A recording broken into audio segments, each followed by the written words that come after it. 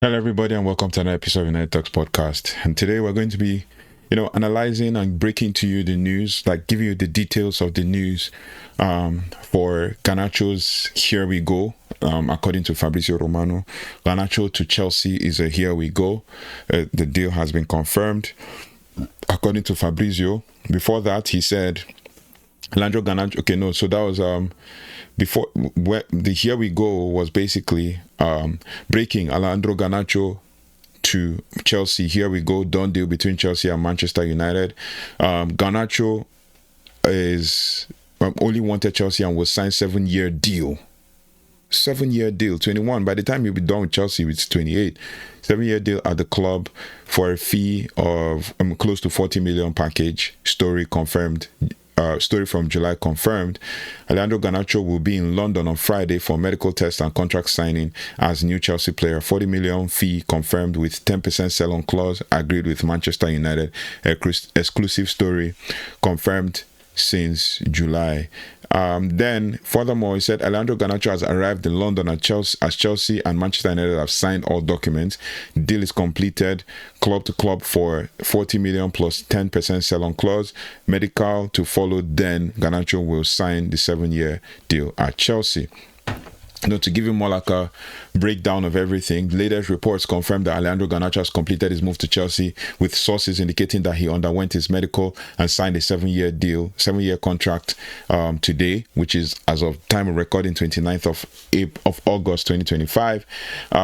Manchester United and Chelsea agreed upon a fixed fee of £40 million for the winger, which includes a 10% sell-on clause. While Chelsea initially offered £25 million, that means they lowballed us and got a better deal for a player, despite the fact that he has more outputs than Noni Madueke, and they sold Noni Madueke for over 50 million to Chelsea, to Arsenal. That is crazy, but it is what it is. United were able to negotiate a higher fee, though it falls short of their 50 million pounds valuation for Garnacho. This move represents the fourth largest sale in United's history. And then also I saw reports yesterday that Man United are trying to spin this with regards to it being the fourth largest sale, that we've sold poorly and all of that. No doubt we have sold poorly, but yeah, it is what it is. You have to just kind of, this is the hand we've been dealt with, and we have to, make do with it, because Garnacho did not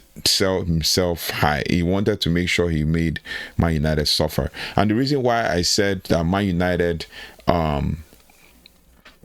in my previous video, I said something that the reason why I think Garnacho wanted to go to Chelsea is because he sees he's going to battle with a lot of wingers there, but he sees a situation where against Man United, he want to find a way to revenge or score against Man United or something, just to prove a point. He only wanted to stay in Premier League to prove a point to Amorim and to Man United for letting him go, that they're going to regret and all whatnot. But Man United valued him at 50 million. Chelsea came in with 25 million pounds, and Man United sold him 40 million pounds, and he was reportedly keen on the move to Stamford Bridge, turning down other offers, including interested clubs like Bayern Munich and the likes. So it's heartbreaking to see our own academy graduates, 2022 FA Youth Cup winner, leave the club like that. So it's crazy, but we just have to accept it and move on. Trust me, because like I said about the Kobe Mainoo situation as well, I said if Kobe Mainoo decides that today he's going to leave, even though there's reports that he said he wanted to leave on loan so that he can get playing time, and Ruben Amorim and Manchester United have said no way. So if it was a situation where Kobe Mainoo says, "Oh, I'm leaving today," I think Man United fans are going to move on. Trust me, because the truth is, it's high time we decide what we want to do with regards to how we want to treat these players, because if they feel like they're bigger than the club and they feel like the club cannot offer them what they want, we have to let them go. So we have to just move on with this and deal with it as it is. Alejandro Garnacho to Chelsea is already a done deal. We don't have to dwell on it and stuff. In truth, I would have said, why are we stressing ourselves trying to, go for a player who doesn't want to come to Ross, but I mean, who doesn't want to stay and who has had an attitude issue. And there's a whole lot of issues around that led to him, you know, deciding to leave and all of that. But yeah, we have to just move on. According to reports, Garnacho's relationship with Manchester United and coach Ruben Amorim deteriorated towards the end of the previous season, that was last season, particularly after he was left out of the starting lineup for the Europa League final. Garnacho has been training separately from the main squad this summer. We haven't seen any training videos, so we'll take it with a pinch of salt, but it is what it is. At least it's not worse than what's his name? It's not worse than Jadon Sancho, right? So Garnacho's signing is seen as an important acquisition for Chelsea, with manager Enzo Maresca reportedly prioritizing the left winger capable of competing for a starting spot. So he's leaving Man United, where he could have been a starter, you know, to go to Chelsea, where he will compete for a starting spot. It is what it is. We're gonna have to move on from him.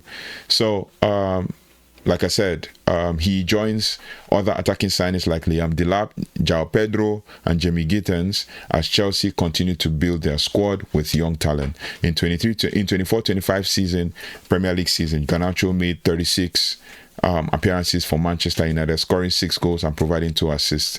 He could have had more assists, but he chose not to pass the ball and only wanted to play for himself. So it is what it is. We have to move on from him. His future at Chelsea will see him competing for a spot in an already well-stacked attack, or well-stocked attack. So we'll see that, and we'll watch as he progresses. Obviously, we're not going to, you know, not expect that he will progress, but we'll watch as he progresses. We also, the good thing about the deal is that we get a 10% sell-on clause, which is amazing. So yeah, let's you know, move on from that. And then there's a twist in the tail for a certain member of the bomb squad, and that is for Antony. Ben Jacobs reports that Antony and Betis saga, which has taken a dramatic turn this evening, there is more in it. But before we go to the Antony one, let's just kind of give you a preview of what has happened with Antony, and I'm going to give you my own opinion before we wrap this all up. Okay, I think there's a Rasmus Højlund situation as well. So Antony, the Antony situation is basically there's a whole lot, as reports as of today basically states that Antony to Betis. Well, before those reports, we're just going to give you like an overview of what has happened and all of that. So according to reports, Manchester United and Real Betis agreed a deal for Antony as per ESPN. However, there's conflicting information around, you know, the status of the deal as of today. According to some sources, Real Betis have withdrawn their offer for Antony due to financial concerns, and that is according to Yahoo Sports and stuff. Manchester United also accepted earlier, this is just the overview I was trying to give you, Manchester United had accepted an offer that could be worth up to £25 million for Antony, which includes a 50% sell-on clause, which Betis kind of offered, and Man United agreed. Antony had been given permission to discuss personal terms with Betis, where he had a successful loan spell last season. However, sources close to the deal indicate that an agreement on personal terms had not been reached and that there was still work to be done to finalize the transfer. Real Betis, according to ESPN, were reportedly hoping for an initial loan with either an option or obligation to make the deal permanent next summer, which was what they did when they signed him last summer on loan, last January on loan or something. Now, while United preferred a permanent move, the player himself had made it clear he wanted to return to Betis, according to Sky Sports News. Now, he had always wanted Betis because there were other offers on the table, but he refused to take those offers. He preferred Betis. He wanted to go back there. Antony's time at Man United had been considered largely disappointing, despite a large transfer fee of around £86 million. When he joined the club in 2022, he scored just 12 goals in 96 appearances across all competitions for Man United. In contrast, his loan spell at Real Betis last season saw him score 9 goals in 26 appearances, according to ESPN. The withdrawal of the offer by Betis if confirmed, puts the transfer in doubt, and it remains to be seen if the deal can be revived before the close of transfer window on Monday, September 1st.